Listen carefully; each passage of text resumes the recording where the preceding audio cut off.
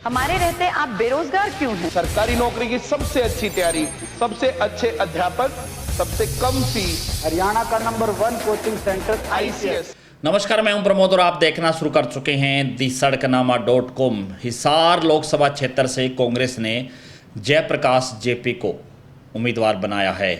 पहले ये चर्चा थी कि अगर जयप्रकाश को टिकट नहीं मिलेगा तो वो निर्दलीय हिसार लोकसभा का चुनाव लड़ेंगे।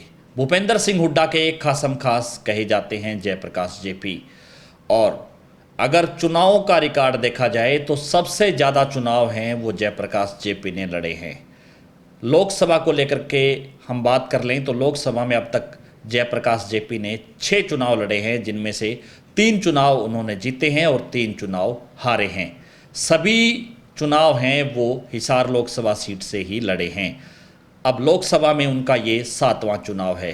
इसके साथ साथ अगर विधानसभा की बात कर लें तो विधानसभा में जयप्रकाश जेपी ने अब तक 4 चुनाव लड़े हैं, जिनमें से सिर्फ 1 चुनाव उन्होंने जीता है और 3 चुनाव उन्होंने हारे हैं।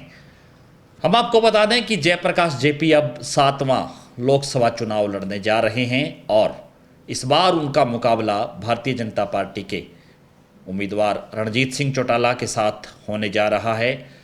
हिसार से जननायक जनता पार्टी ने भी नैना सिंह चौटाला को चुनावी मैदान में उतारा है और इंडियन नेशनल लोक दल, जिसका हिसार लोकसभा क्षेत्र में अच्छा खासा प्रभाव और अच्छा खासा वोट बैंक रहा है, और इंडियन नेशनल लोक दल ने यहाँ से सुनैना सिंह चौटाला है उनको चुनावी मैदान में उतारा है।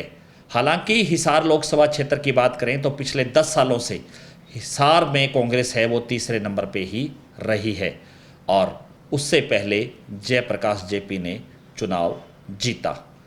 हम आपको बता दें कि जयप्रकाश जेपी ने 3 जो चुनाव जीते हैं हिसार लोकसभा क्षेत्र से वो अलग अलग पार्टियों से जीते हैं। पहला चुनाव उन्होंने 1989 में लड़ा था जनता दल, चौधरी देवीलाल की पार्टी थी जनता दल, और उसमें उन्होंने पहला चुनाव लड़ा और वो हिसार लोकसभा सीट से जीत करके संसद पहुँचे। उस वक्त चंद्रशेखर की सरकार में जयप्रकाश जेपी पेट्रोलियम मंत्री रहे। उसके बाद 1991 में जयप्रकाश जेपी ने जनता पार्टी से चुनाव लड़ा, लेकिन वो चुनाव हार गए। उसके बाद 1996 में जयप्रकाश जेपी ने चौधरी बंसीलाल की पार्टी हरियाणा विकास पार्टी उससे चुनाव लड़ा और वो चुनाव जीते।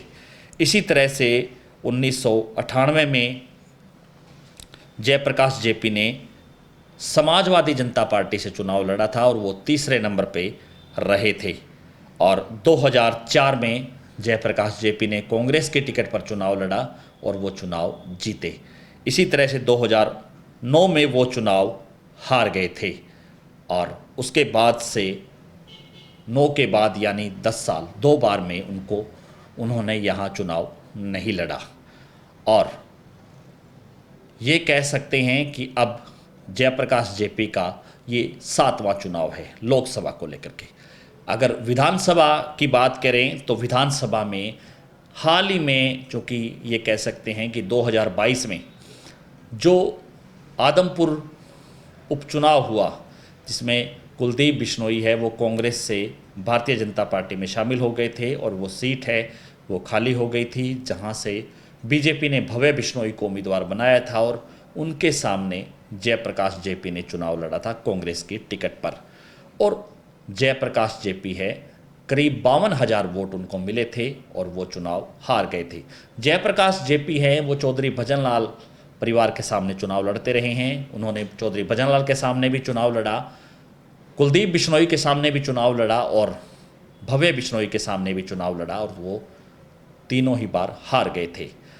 हम आपको बता दें कि जयप्रकाश जेपी ने 2022 का आदमपुर उपचुनाव ही नहीं, इससे पहले 2009 में भी उन्होंने आदमपुर विधानसभा से भी कांग्रेस के टिकट पर चुनाव लड़ा था और वो कुलदीप बिश्नोई के सामने हार गए थे।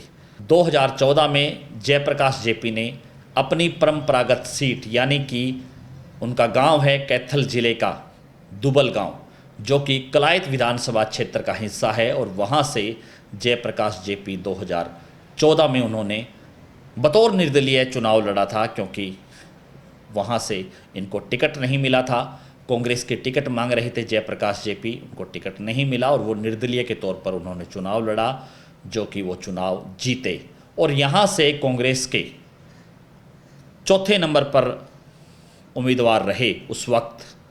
और 2014 में उन्होंने रामपाल माजरा को चुनाव हराया था और 2019 में भी जयप्रकाश जेपी ने कांग्रेस के टिकट पर कलायत से चुनाव लड़ा और वो कमलेश ढांडा है, उन्होंने जयप्रकाश जेपी को हरा करके विधानसभा पहुंची थी। जयप्रकाश जेपी है वो लगातार चुनाव लड़ते रहे हैं, कुछ चुनाव उन्होंने हारे, कुछ चुनाव उन्होंने जीते, लेकिन इस बीच ये कह सकते हैं कि जयप्रकाश जेपी का जो पॉलिटिकल कैरियर है वो काफ़ी लंबा है। करीब 70 वर्ष के जयप्रकाश जेपी हैं वो, उन्होंने अब तक जो है 10 चुनाव लड़े हैं और जिनमें से 6 चुनाव उन्होंने हारे हैं। जयप्रकाश जेपी ने, उनके भाई हैं रणधीर सिंह धीरा और वो भी बरवाला से विधायक रहे हैं, यानी कि जयप्रकाश जेपी ने अपने भाई को भी बरवाला से चुनाव लड़वाया और चुनाव जितवाया। एक बार रणधीर सिंह धीरा है वो बरवाला से विधायक रहे हैं, लेकिन जयप्रकाश जेपी इस बार 2024 के विधानसभा चुनाव को लेकर के अपने बेटे के लिए कलायत से टिकट मांग रहे हैं और पिछले दिनों उन्होंने रैली भी वहाँ पे करवाई। उनके बेटे हैं जो एडवोकेट हैं और दिल्ली में प्रैक्टिस कर रहे हैं। जयप्रकाश जेपी को 2024 में यानी कि लोकसभा चुनाव हिसार में कांग्रेस ने फिर से उतारा है। क्या कुछ समीकरण रहेंगे वो हमें आप कमेंट सेक्शन में ज़रूर लिख दीजिए, लेकिन सीधे तौर पे ये कहा जा सकता है कि भूपेंद्र सिंह हुड्डा के खासमखास जयप्रकाश जेपी, जो कभी जननायक चौधरी देवीलाल की टीम का हिस्सा होते थे, ग्रीन ब्रिगेड, और उसके बाद अलग अलग पार्टियों में रहे, बंसीलाल के साथ रहे और भूपेंद्र सिंह हुड्डा के साथ कांग्रेस में रहे और चौधरी भजनलाल परिवार के सामने उन्होंने कई चुनाव लड़े हैं। ये है जयप्रकाश जेपी की कहानी और बहुत जल्द हम बताएंगे कि 2024 में हिसार में जयप्रकाश जेपी कितने पानी में रहेंगे। 7वां चुनाव वो हारेंगे या जीतेंगे वो भी हम आपको बहुत जल्द बता देंगे। ज़्यादा से ज़्यादा इस वीडियो को आप शेयर जरूर कर दीजिए ताकि तमाम लोगों तक की जानकारी पहुँचे। बहुत बहुत शुक्रिया।